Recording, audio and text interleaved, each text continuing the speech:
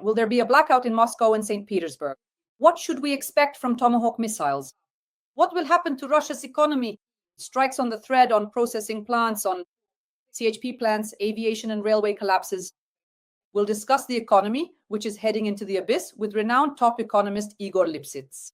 Right now, drones are striking Moscow, St. Petersburg, and Novorossiysk. We spent the whole week in the basement. Every morning, every night, they just wake us up and throw us into the basement. There it is, the red one. Oh, fuck. Hands in blood. Here, the elemental one is burning. There are some, that's it. Explosions, panic, people with no flights, drones. They fly to Moscow for 4 days and turn life in the Kremlin and Moscow into hell. I see how Russian information sources are actively discussing, you know what topic? Is a blackout possible in Moscow? I predicted that something like this is, in principle, possible. Zelensky, as you know, said this directly. Winter is still ahead, and there are still many unpleasant stories to come. Last year, when it was a cold winter, at least there were no Ukrainian strikes on the power systems. This winter, such things are quite possible.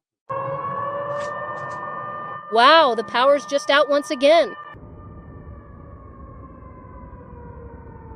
Everyone is talking about the fuel crisis in Russia. In Crimea, not only in the Moscow region and Moscow, but even in the Leningrad region. It's not just the Far East, Rostov region, Belgorod, Bryansk, and the occupied Crimea, but now also the Moscow region, Leningrad region, and Moscow itself. How do you assess how serious this is, first and foremost, for the authorities? Because Peskov said that for Vladimir Vladimirovich's sake, everyone will endure. Well, that's certainly an understandable position from Comrade Peskov. He personally gets paid quite well for that patience. As for the rest of the Russians, I don't know, as for how much they'll endure. Yesterday, I noticed an interesting fact. I'm subscribed to a certain Telegram channel, a completely Moscow-centric one, an old Muscovite, hard to disconnect from. Well, it's clear that it's absolutely pro-loyalist.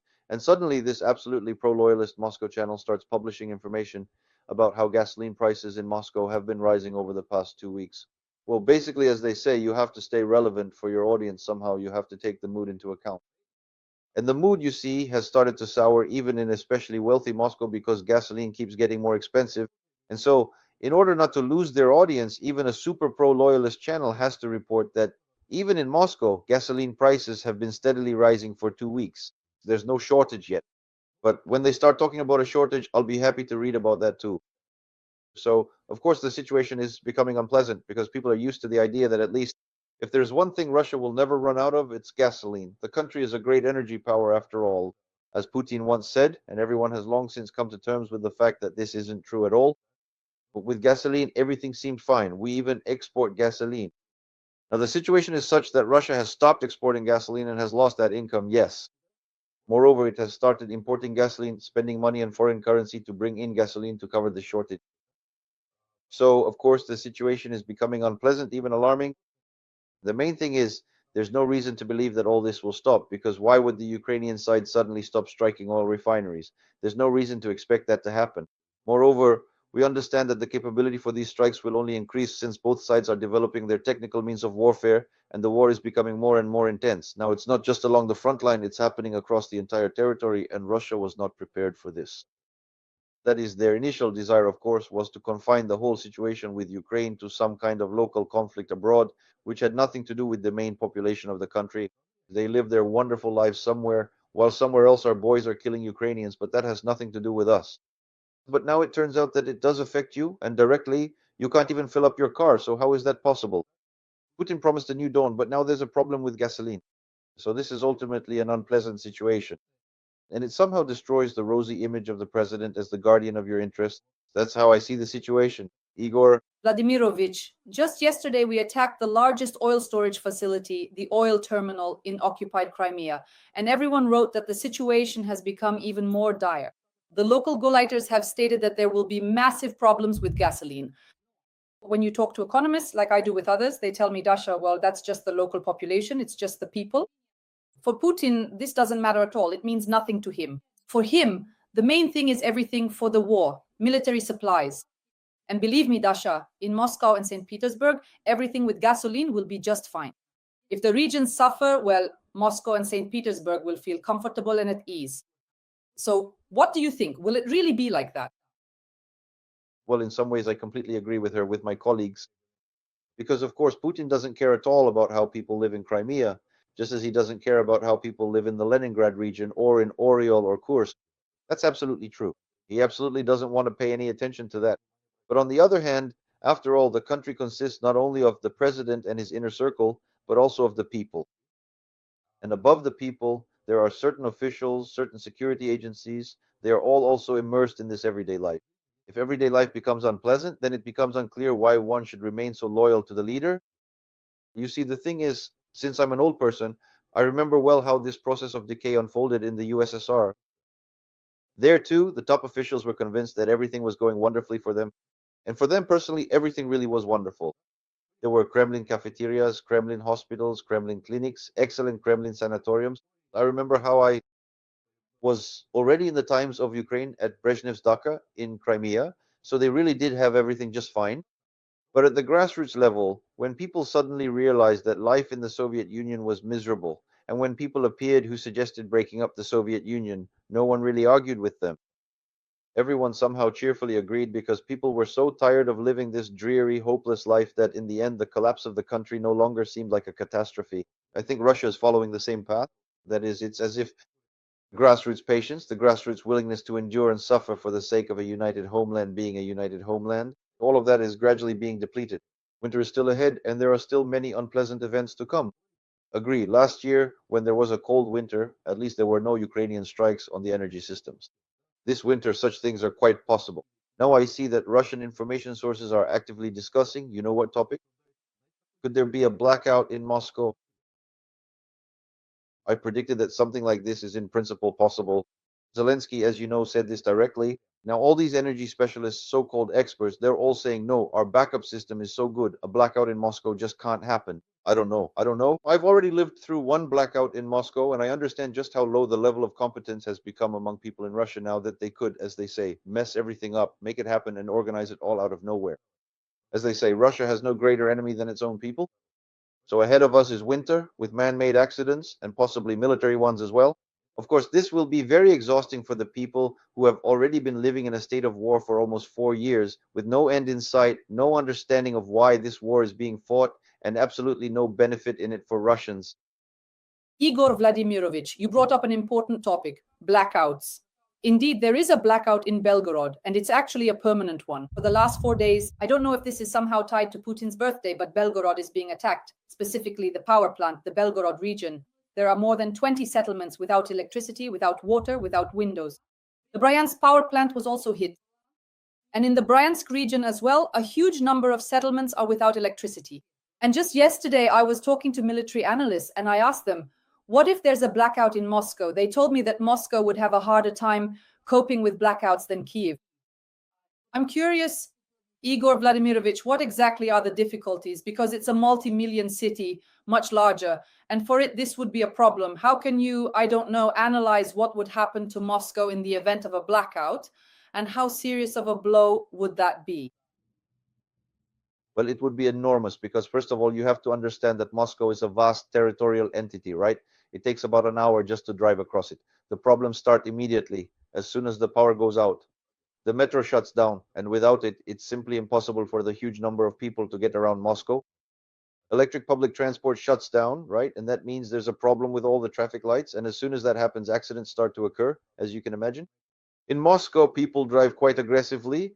God forbid you ever have to drive in Moscow, you would never enjoy it. So naturally, there will be a lot of accidents at intersections. There will be traffic jams. The city will be blocked. And in this sense, getting around the city will become impossible. In addition, there will be huge problems because people live in massive apartment buildings which will be left without electricity and without working elevators.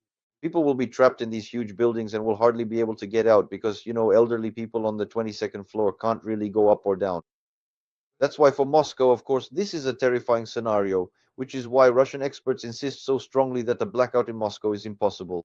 But the thing is, I actually remember that blackout. I think it was in 2005, and there was not any major explosion or anything like that. It was actually a rather minor accident at one of the substations, not even at a power plant, but at a substation, and that was enough for the situation to unfold over the course of a day. The blackout kept escalating, and only by the end of the first day did they start to gradually contain it. and by the end of the second day, it was fully contained. So basically, Moscow is highly dependent on energy. It's a huge city with a massive population, and there would be nowhere to put all those people. If a blackout happens in winter as well, then of course there will be problems with cold houses and cold apartments. Then pipes will start to burst, and after that, it will be almost impossible to restore anything. So, in this sense, Moscow is extremely vulnerable. Apparently, the Russian leadership is counting on Moscow's air defense system to provide protection. But overall, we don't really see that it solves all the problems completely, considering how many times Russian airports have already had to be shut down. Drones are still able to get close, so I wouldn't count on being able to fully secure the entire energy system. It's a problem that's very hard to solve. Friends, please like this video and write your birthday wishes to Vladimir Putin, all your greetings from the Ukrainian people and from other nations. We're just curious to read what you personally wish for Vladimir Putin, the Russian dictator and war criminal. And subscribe to my YouTube channel, Yes Happy, and also to Igor Lipsits' YouTube channel. Igor Vladimirovich, while we're streaming, one of the largest oil refineries in Russia, the Kurishi refinery, has been attacked. After the attack by UAVs, it had to shut down its powerful primary oil processing unit. And it was reported that last year it processed 17.5 million tons of oil. That's 6.6% of Russia's total oil refining volume. And when I looked at the analytics, all the economists, especially Western ones, are reporting that as of today, almost 40% of Russian oil refinery capacity has been shut down due to drone attacks. And essentially, Russia has lost $100 billion. These are the losses from Ukrainian drone attacks. And this is just dry statistics. I would like you to bring them into reality. How serious are these losses for the Kremlin, for Putin, for the authorities? Are they recoverable? Are they replaceable? I even read that they will, if I'm not mistaken, import petroleum products from China, I think. Yes. That's absolutely right. Well, how should I put it? Russia's economy is huge, so losses at the oil refineries alone, of course, won't bring down the Russian economy, that's clear. But the point is that losses are happening across the board. And the significant problem is that when you observe the substantial 40% of lost capacity, you then absolutely have to fully understand that this directly affects fuel prices, causing considerable impact. I didn't mention it for nothing. Even a pro-government Moscow public channel is starting to talk about how prices are rising in the city of Moscow, not somewhere like Oryol or Kursk or the Belgorod region, but in Moscow itself, which, as you know, is always given elite level supplies. They protect it with all their might to keep it looking beautiful, like a showcase. But even here, prices are rising, and that means, in the end, transportation costs are increasing, which inevitably leads to higher prices, both retail and wholesale. Because transportation costs have to be compensated somehow, and by the way, Russian businesses don't have much of a profit cushion. Their profitability is dropping significantly. If you look at the financial statistics, you'll see that the total profit in Russian manufacturing and business has fallen quite a lot, by tens of percent compared to last year. So, as they say, getting by or scraping through on the remnants of profit is no longer working. Therefore, of course, everything that becomes more expensive, primarily transportation costs, will be passed on to prices. Price increases mean accordingly that Russians will become poorer. But I understand that they are ready to endure anything for the sake of their leader. We've been seeing this for the fourth year now. But in the end, you start to wonder, why do you even need all this? Overall, people were living quite well before they started the war with Ukraine. And now somehow we're living very badly. And so, of course, this is what you might call a buildup of grassroots frustration. It doesn't manifest itself in rallies, it doesn't show up in protest actions, but it does show in the fact that the desire to continue supporting this government has become extremely low. And as soon as someone appears who decides to overthrow this government, it will suddenly turn out that everyone supports them very much. In this sense, the story with Prigozhin was very telling. He was marching and people were meeting him with pleasure and joy. The population of Russia, Prigozhin and his men, my God, yes, bandits and murderers, but people welcomed them because, well, they wanted some kind of way out, a way out of this situation. Whether it was through a decisive victory in Ukraine or by ending the war, people just wanted something different. Now, this feeling is even stronger, and the population is getting tired, the population is showing it. And now, when on top of expensive gasoline, you'll also see prices rise for everything you buy, and it's already getting harder and harder for you to afford things. A lot of people write letters to me from Russia, and they're pretty sad letters. They might not even be strong opponents of Putin, but life has become such that just yesterday they considered themselves middle class and could afford a lot. And now they only shop at hard discounters, yes, the cheapest stores with the worst quality. They simply can't afford anything else. It's getting harder and harder to buy new clothes or shoes. And this is the constant picture now. And it's only going to get worse because costs are rising and many companies are simply unable to keep operating in Russia. In the past 24 hours, I published a post on Telegram about how a huge number of clothing and footwear manufacturers are leaving and shutting down in Russia. It's become so expensive to operate in Russia that companies can't pass the rising costs on to prices. People simply can't afford to buy. And so companies that make not tanks but clothes and shoes are shutting down and moving to China, which means accordingly there will be fewer options available. And accordingly, Russia has also introduced, as you know, additional taxes on imported goods from foreign marketplaces. So you move to China to make clothes for the Russian market, but now, even if it's made in China, it will still be very expensive for the Russian market. All of this naturally irritates people, and in the end, he sees the first politician or security official he comes across who says, "Down with Putin, let's find a way out of this situation." And he immediately starts shouting, "Go for it," just like people once shouted for Yeltsin. Igor Vladimirovich, you really did mention crises and collapses, and right now we're witnessing a railway crisis and an aviation crisis. Why is that? Because every third day I see, for example, the cover plan from Rosaviatsia, and then a huge number of planes are forced to land in other cities due to malfunctions. Russians are spending hours, 5, 7, even 8 hours, stuck inside airplanes. Everyone is furious, everyone is arguing, and overall, the mood is terrible. It's clear that these are side effects of the military actions because Russia simply hasn't closed its airspace. The same thing is happening with railway hubs. We're seeing this with railway hubs because these are the routes along which Russia is sending everything to the army to fight against Ukraine. How do you assess this current aviation crisis and railway crisis? How serious are they really for Russia? Or is it more like a mosquito bite because the country is so big? There's an old poem Yes. from 1917. I can't recall right away whose it is, but it's by one of our old poets. We have become angry and tired. We cannot escape. The black signalman of the road has already spread his arms. This is about the fact that, well, there was a strike on the railway, and the railway workers stopped supplying the railway connection with Petersburg. At that time, Petrograd then started having problems with food supplies, and food was brought in by the time of the February Revolution. And now we see the same picture. Russia is an extremely vast country, complicated in terms of transportation. When the transportation infrastructure starts to collapse, the country becomes, how should I put it, not very cohesive. Let's use that term. In other words, it begins to break up into zones, territories, regions that are weakly connected to each other. This process is now underway in Russia. Moreover, there is a severe crisis in both the aviation and railway sectors for various reasons, including, for example, the fact that the aviation industry has old planes that need repairs. So Russia has taken the path of cannibalization. I've been discussing this topic for the second day now, and it feels awful. It's somehow even bitter. The thing is, there was a very successful Russian company called Volga-Dnepr, a cargo company. They mainly operated Antonov aircraft at first. If you remember, those were excellent Antonov planes. Later, they switched to cargo Boeings and did very well. Overall, they were successful companies transporting cargo all over the world. Now, they've ended up selling their used Boeings to Russian civil aviation companies so that the latter could dismantle the old Boeings, remove still functioning components, and repair their passenger airliners. This is what, in business terms, is called asset cannibalization. In other words, I destroy one piece of equipment in order to fix another. This is what's happening in civil aviation right now.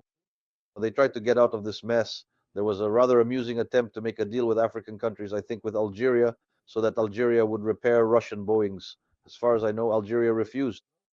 So Russia's air transport is collapsing, and this is, of course, a terrible disaster. But things aren't going very well in rail transport either, and for one simple reason. Shippers aren't sending anything. So the situation has arisen where people have booked rail cars for shipping cargo for a year, for 6 months ahead, but there's nothing to ship. There's nothing to send. Production is declining, there are no goods, and shipments aren't happening. The rail cars are standing empty. Now the railways have decided to introduce a rule: ship or pay. In other words, if you've reserved a rail car, even if you have nothing to ship, you still have to pay, even if the car doesn't go anywhere, because the railway transport sector is also in serious trouble. And apparently this trouble is starting to grow. Just the other day, I received a letter as well. They wrote to me that they've switched to a reduced work schedule. I think it's 3 days a week out of 5 or something like that. A very large Russian factory, one of the biggest in Russia, Tikvin Wagon Works. That is, the railways aren't buying rail cars, the rail cars aren't being sold, they're not moving, the factory isn't making any income and is forced to shut down. So in this sense, the Russian transport sector is overall in trouble. So what's left then? There's water transport left, but in Russia, River transport has been in pretty bad shape for a long time. And things are bad with ships too because Russia has stopped building ships. So what's practically left? There's road transport left. Well, that's exactly what we were just talking about, gasoline and diesel, right? And now they're trying to destroy that too. The State Duma has decided to introduce a fee for every kilometer traveled on Russian roads. Previously, there was only a fee for toll roads. But now they want to charge for every kilometer because there's no money. They want to take money from everyone. So naturally, transportation costs will rise sharply, prices will go up even faster, but the government doesn't care. They need money now. Well, what kind of transportation is left in this case? Well, excuse me, horse-drawn transport. I'm not even joking about horse-drawn transport anymore, but Dasha, why are you laughing? Haven't you seen how horse-drawn transport has made its way into the Russian army? Haven't you seen the photos yet? I've seen everything. Yes. Well, there you go. Soon we'll be urgently breeding them again. Vladimirovich draft horses and then, using them to haul loads in carts. Well, of course, it sounds like a joke, but I repeat, you also have to understand that the automotive transport in Russia is old too. That's something you have to realize as well. Russia is turning into a country of automotive junk. When you start to break down the problem, you ask the question, so I'm giving a comprehensive answer. Of course. Russia is a country of automotive junk. What does automotive junk mean? According to statistics, the majority of cars, over 70%, I think, are already more than 10 years old. That's too much. These are old cars, right? And there are quite a lot of vehicles that have been running for more than 15 years already. That means all of this is going to break down. Then many of these are foreign trucks. It will be difficult or even impossible to repair them. That's why even road transport in Russia is also in a state of crisis. So what do we have left? Air transport is in trouble, rail transport is in trouble, road transport is in trouble, river transport is in very poor condition. So what's left for transportation in Russia? In other words, Russia is beginning to lose its infrastructure, without which, as a vast and sprawling country, it simply cannot function properly. Igor Ivanovich, but all of this, it doesn't work with dictatorial regimes. Are we understanding this correctly? If this were a free economy, no. Look, Dasha, hold on. You have to understand that there are two things. There's the perception of the dictator, and there is the perception of the country under the dictator. Once again, let's recall, we lived through, especially me, you were still very little if you were even alive then, the collapse of the Soviet Union. But there was also a huge country with a dictatorial regime, with a massive KGB army, the so-called Dzerzhinsky divisions, the famous ones, who it seemed were supposed to crush everyone to dust. Yes, there was a huge army, enormous stockpiles, an entire general staff, and a vast system of party-state administration. And so what? And the Soviet Union collapsed in 3 days, if you remember, because that grassroots patience suddenly ran out.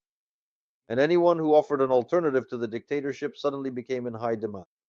Not some great genius, Mr. Yeltsin was in great demand. Huge crowds stood shouting, give us Yeltsin! And Yeltsin brought it all down. All the Soviet republics were absolutely happy. So to say that all of this has no impact whatsoever on the fate of the dictatorship is also not quite true. Igor Vladimirovich, we mentioned that today Russia is forced, due to attacks on oil refineries and depots, to buy petroleum products from China. Let's discuss this as well. Well, overall, the situation we're seeing is truly fantastic. In other words, Russia is visibly degrading in a way that was hard to even imagine. For example, let's take this story. Russia used to export electricity. It had a surplus in its electricity balance and it exported electricity to China.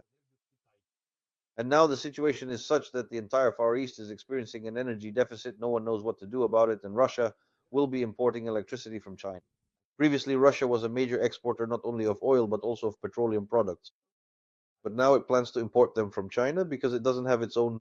At one time, it was actually increasing quite well, ramping up agricultural production. For example, it even became the #1 exporter of wheat, and it had a positive trade balance in agricultural products. That is, it exported more food products in terms of value than it imported.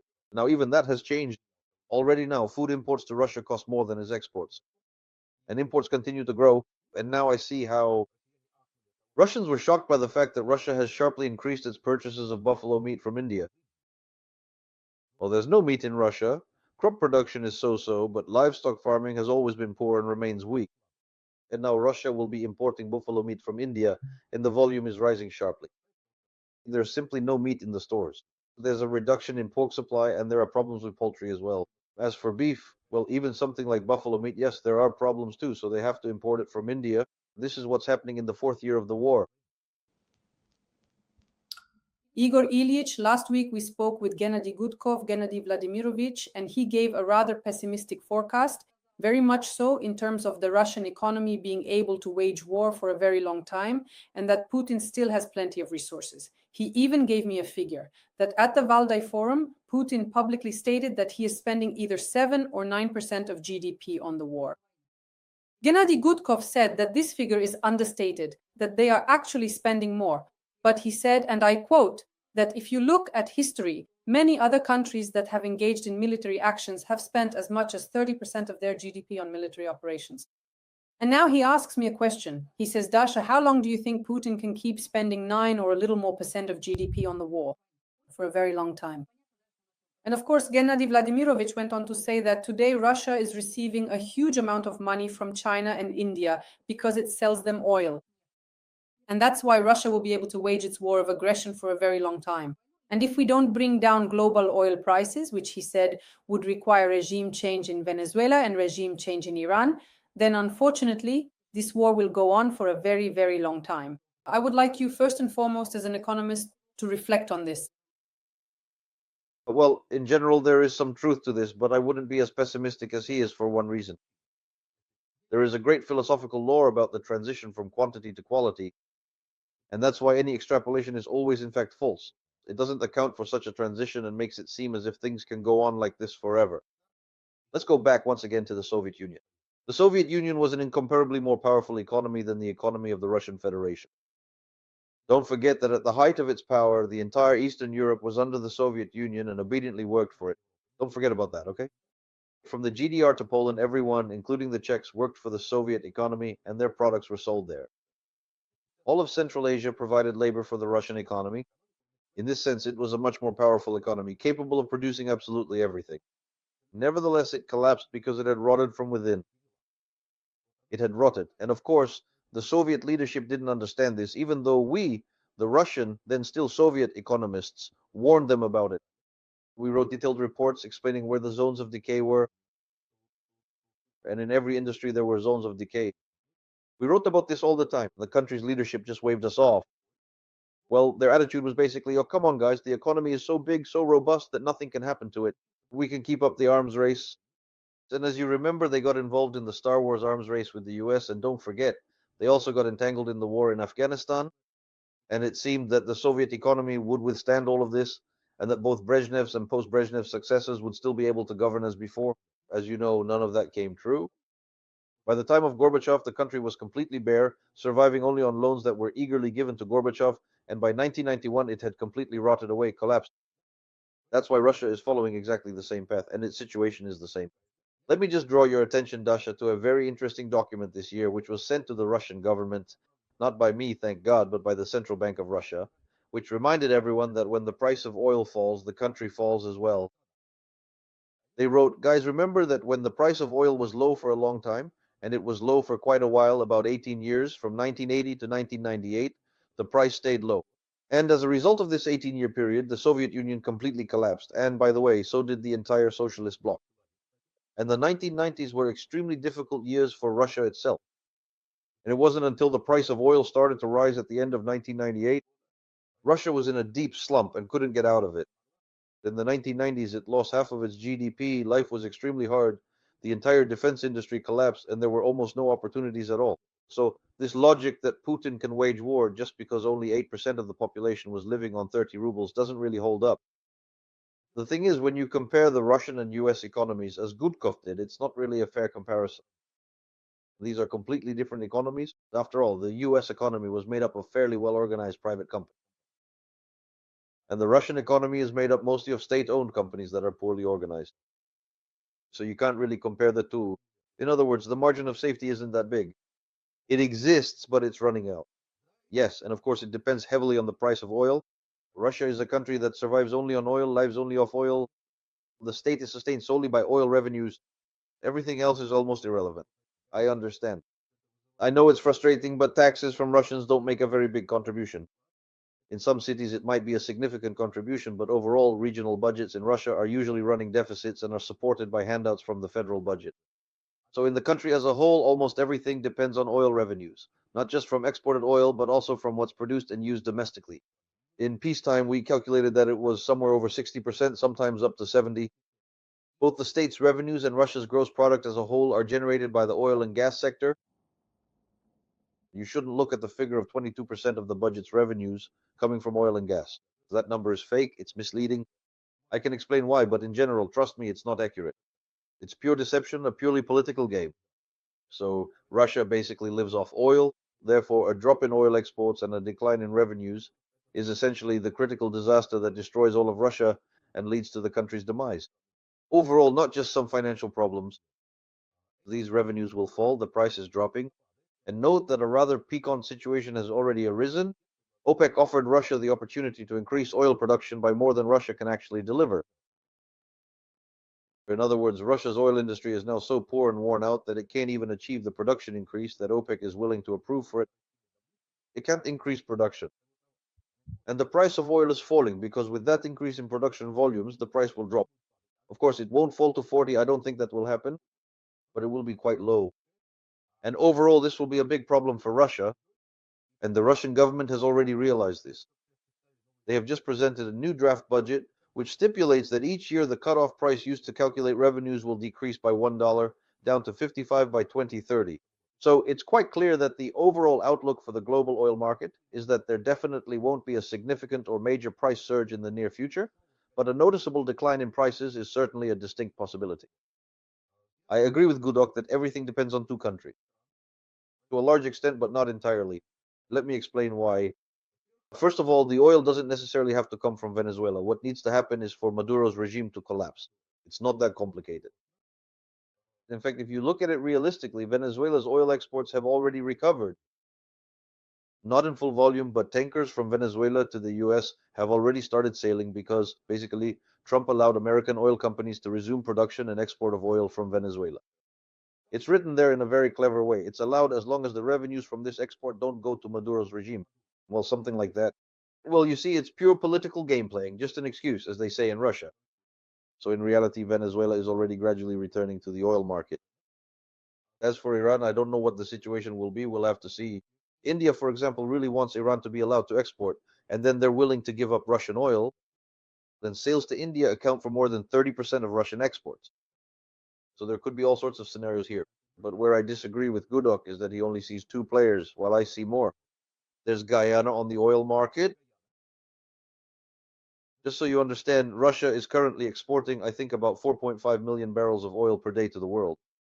That's about right. As far as I can remember, it's roughly that amount. So Guyana is currently shipping out 1 million barrels per day, and they're only increasing that. So this is quite a strong player, already close to what Russia is doing. Saudi Arabia has reserves to increase production, according to various estimates I've read, from 1.5 to 2 million barrels per day. So there's Kazakhstan, there's Brazil, which also actively produces oil. There's Canada, which is increasing its exports globally. So in reality, the situation is such that even today, it's already possible to completely remove Russia from the oil market and the world wouldn't even flinch. In 2022, this seemed unbelievable, but now that's exactly the situation. So in general, yes, even without Iran and without Venezuela's production being fully restored, Russia could be removed from the global oil market if desired, and it would lose all its revenues. How it would survive in that case, we don't know. The Soviet Union didn't survive. A very important analysis indeed, Igor Vladimirovich. Thank you for explaining things from an economic perspective, because most of the time it's general communication with politicians and the military, and there's a real lack of communication with economists, since it's clear, professional, and very precise. Friends, please support our tandem, our conversation. Like this video, and in the comments, write if Katya sends support to Igor Vladimirovich, our tandem for Ukraine. And once again, write your wishes to Vladimirovich Putin because it's his birthday. October 7th, and we would all like to hear your wishes for Vladimir Putin, the Russian dictator and war criminal. The renowned economist Igor Lipsits, Igor Vladimirovich, thank you very much. Please subscribe to his YouTube channel. I hope to see you again. All the best. Goodbye.